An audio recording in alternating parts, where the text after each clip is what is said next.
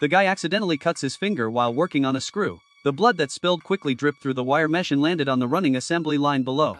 The man's face turned white with fear. He quickly reminded his friend to shut off the power and rushed over to the conveyor belt to inspect the bottles on the line. He was fortunate enough to come across the drop of blood. He relaxed and took out a handkerchief to wipe away the blood. Then he bit into the glue and used it on the wound to keep any more accidents from happening. He believed he had everything under control. The man gestured for the leader to keep going, but there was still some blood on the bottle. As the conveyor belt starts up again, it moves towards the filling plant. Once the containers are filled with juice, the blood-laced bottle is packaged by workers and shipped from Brazil to the United States. After going through customs, cartoonist picked it up at a supermarket. He had no idea that the old man, her heart would race after just one sip.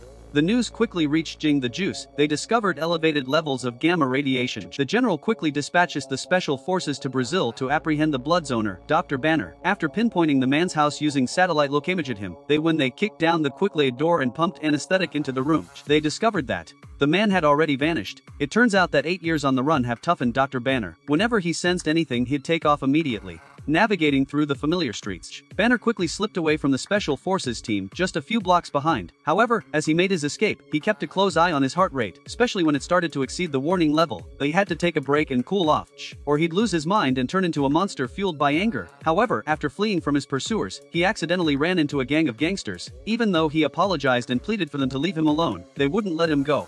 They pursued him all the way to the factory. They want to give Banner the ass kicking he deserves from Brazil. You might not know this, but once a guy's heart rate hits 2, hunk inside him takes control. Before the punk escalates his violence, he was dragged by his legs and tossed out, and then that terrifying figure emerged from the shadows.